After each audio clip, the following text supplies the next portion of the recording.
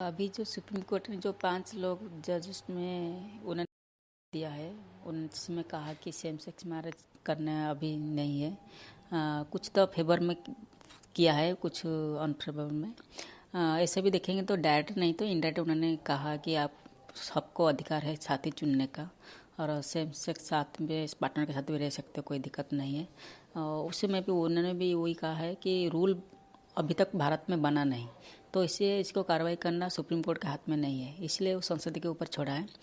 सरकार इसको नया रूल के माध्यम से बनाएंगे, संसद में बनाएंगे, तो इसको अप्रूवल करें तो इसको कार्रवाई करेंगे।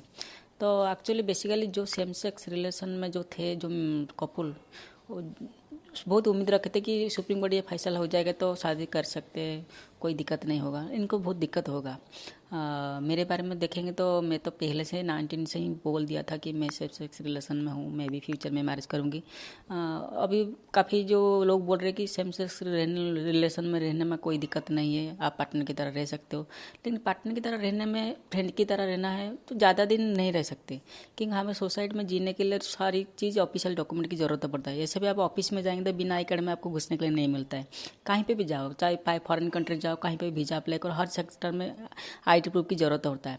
तो इसलिए सेम सेक्स आईडी जो मैरिज आइन अधिकार इसलिए मांगते थे क्योंकि आप पार्टनर को मैरिज करके आप हस्बैंड वाइफ की तरह जी सकते हो, बच्चा भी अडॉप्ट कर सकते हो, कहीं पे फॉरेन कंट्री जा सकते हो, कुछ भी लाइफ इंश्योरेंस कवर भी इसको मिल कर सकते हो, प्रॉपर्टी भी खरीद कर सकते हो। बहुत सारा बेनिफिट है, मतलब सर्टिफिकेट के माध्यम से।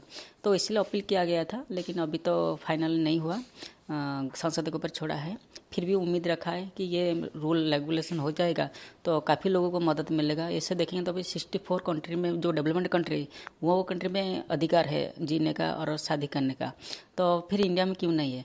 और जो बोले सेम सेक्स मैरिज परंपरा संस्कृति विरुद्ध है, आप देखेंगे तो कोणार्क टेम्पल कभी जाए के देखेंगे तो वहाँ पे सब पूरा मेंशन हुआ है कि लाइफ में कैसे जीते हैं लोग, कौन किसी को कैसे चूज करते हैं।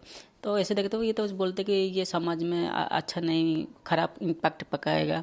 लेकिन ऐसा देखें तो कुछ नहीं, कहीं हम जिसको प्यार करते हैं इसको ही शादी करने के लिए बोलते, किसको तो जबरदस्ती नहीं करते। और डिवोर्स के बाद में उठा गया उस सवाल, उसमें तो डिवोर्स हो जाएगा तो क्या होगा। ऐसे होता है तो हस्बैंड वाइफ मैरिज के बाद 1 साल इनको अंदर में झगड़ा होता है तो फिर वो भी डिवोर्स हो जाता है, तो वो तो दूसरी बात है। लेकिन गणतंत्र राष्ट्र में सबको जीने का अधिकार है, सबका सेम रूल बनेगा तो सही रहेगा मेरे हिसाब से। आने वाले समय में आप उम्मीद रखते हैं? हाँ, मैं तो उम्मीद रखा है, उम्मीद छुड़ाना है अभी तक। मेरा पूरा विश्वास है सुप्रीम कोर्ट हो या केंद्र सरकार हो, जो भी फैसला लेंगे, डिसीजन लेके जनसाधारण भलाई के लिए लेंगे।